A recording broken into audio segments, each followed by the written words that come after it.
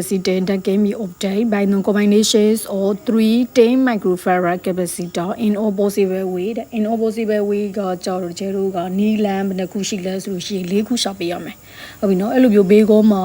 in all possible way လို့ပေါ့လို့ရှိရင်ကျဲတို့ကဘယ်နှနည်းနဲ့ရှာပေးရမှာလဲဆိုလို့ရှိရင်၄နည်းနော်၄နည်းရှာပေးမယ်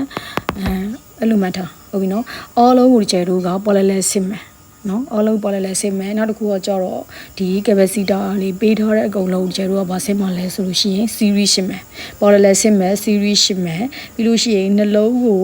ပေါ်လဲစစ်ပြီးတော့ channel တစ်ခုနဲ့ series ရှင်းမယ်နောက်တစ်ခုကကြတော့အဲ့နှစ်ခုကို series ရှင်းပြီးတော့ channel တစ်လုံးနဲ့ပေါ်လဲစစ်မယ်ဟုတ်ပြီနော်အဲ့တော့ကျဲတင်ရင်းနဲ့ပြောသွားမယ်အဲ့ဆိုလို့ရှိရင်ဒီဘက်ဒါ၄နီးမှာကျဲတို့ကဒီဘက်သူပြောတာကဒီ3လို့ပြောထားတဲ့ကြောင့်မို့လို့ဘာပဲရှိရလဲဆို C1 ရဲ့ C2 ရဲ့ C3 ရဲ့ဒီ3လုံးရဲ့ဟာဘယ်လောက်ရှိလဲဆိုလို့ရှိရင်10 microfaradဟုတ်ပြီတော့သူတို့ရဲ့တန်ဖိုးဒီ capacitor တစ်လုံးချင်းစီရဲ့တန်ဖိုးက10 microfarad ရှိတယ်လို့ပြောတယ်အဲ့ဒီမှာသူက capacity ဆိုတော့ကျဲခုနပြောသလိုပဲ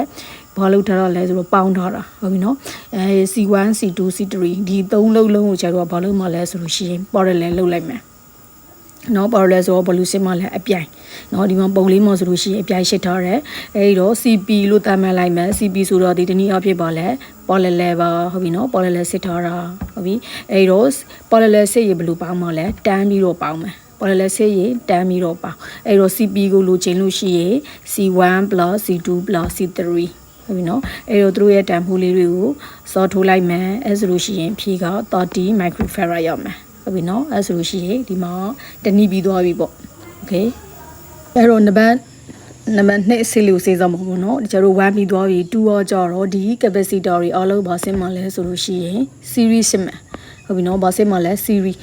ဖြစ်မှာမို့လို့သူ့ကိုကျဲတို့က CS လို့ထားလိုက်မယ်ဒါ equivalent capacitance or C1 C2 C3 all ကို series ရှင်းမယ်ဆိုလို့ရှိရင်ကျဲတို့က1 byte ခံပြီးပေါင်းပေးရမယ်ဟုတ်ပြီနော် series ရှင်းမယ်ဆိုလို့ရှိရင်1 byte ခံပြီးပေါင်းမယ်1/C is equal to 1/C1 + 1/C2 + 1/C3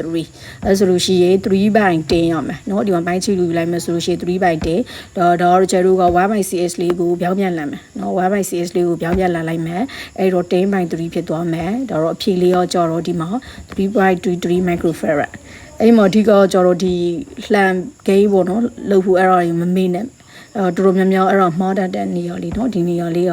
အမြဲလူမှားတတ်တယ်အဲ့ဒီမှာ1/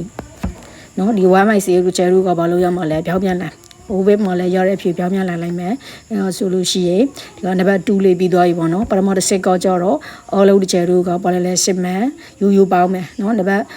2လေးရောကြတော့ series ရှစ်မယ်1 byte ခံပြီးတော့ပေါင်းပေးမယ်အဲဒီမှာ series ရှစ်တဲ့ပုံလေးဟုတ်ပြီเนาะအဲ့တော့ဆိုလို့ရှိရင်နံပါတ်2ရှစ်လေးကပြီးသွားပြီ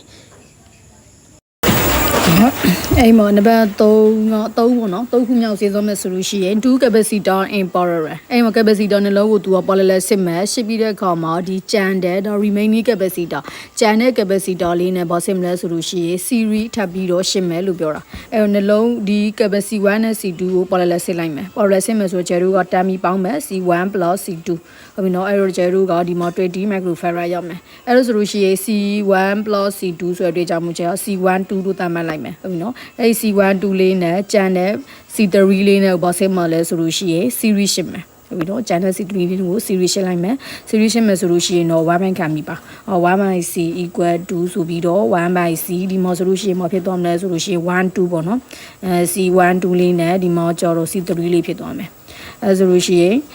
ဒီပြောင်းပြန်လာလိုက်เนาะအဲ့မှာပြောင်းပြန်လာမယ်ဆိုလို့ရှိရင် C equal to 20/3ဆိုပြီးတော့ဒီမှာ C ရဲ့တန်ဖိုးလေးရမယ်အဲဆိုလို့ရှိရင်30ပြီးသွားပြီနံပါတ်1ချက်ကကြတော့အလုံးကိုသူကဘာစစ်တော့လဲ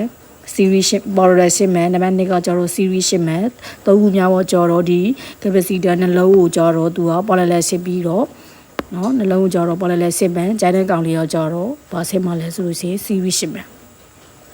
နံပါတ်4ကကြတော့2 capacitor in series เนาะဒီ capacitor နှလုံးကိုကျတော့ series ရှင်းပြီးတော့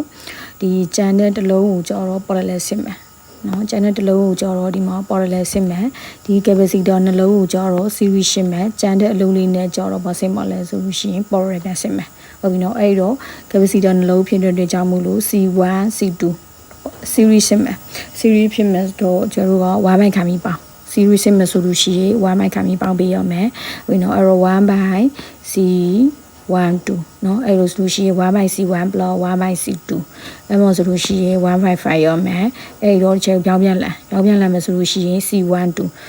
2 equal to 5 microfarad ရမယ်ဟုတ်ပြီအဲ့တော့မှာဒီ C1 2နဲ့ C3 နဲ့ကိုပေါ်ပြဆင်းမလဲဆိုလို့ရှိရင် parallel ဆင်းမယ်ဟုတ်ပြီနော် C1 2 C3 parallel ဆင်းမယ်ဆိုတော့သူဘာလို့မလဲဆိုတော့တာမီပေါင်းမယ်နော် parallel ဆင်းမယ်ဆိုလို့ရှိရင်တာမီပေါင်းမယ်အဲ့တော့ C equal to C1 2 plus C3 အဲ့ဆိုလို့ရှိရင်ဒီမှာ C ရဲ့ဖြည့်အောင်ဘယ်လောက်ရမလဲဆိုတော့50 microfarad ရမယ်ဟုတ်ပြီနော်အဲ့ဒါနံပါတ်1အဆင့်မှာကျတော့ဒီ possible way နဲ့စာခိုင်းလို့ရှိရင်နံပါတ်1မှာကျတော့ all လို့သူ parallel ဆင်းမယ်နံပါတ်2မှာကျတော့ series ရှင်းပေးမယ်နံပါတ်3အဆင့်မှာကျတော့ capacitor နှလုံး parallel ဆင်းပြီးတော့ကျန်တဲ့လုံးနဲ့ series ရှင်းမယ်နံပါတ်4မှာကျတော့ capacitor နှလုံးကို series ရှင်းပြီးတော့ကျန်တဲ့အလုံးနဲ့ parallel ရှင်းမယ်ဟုတ်နော်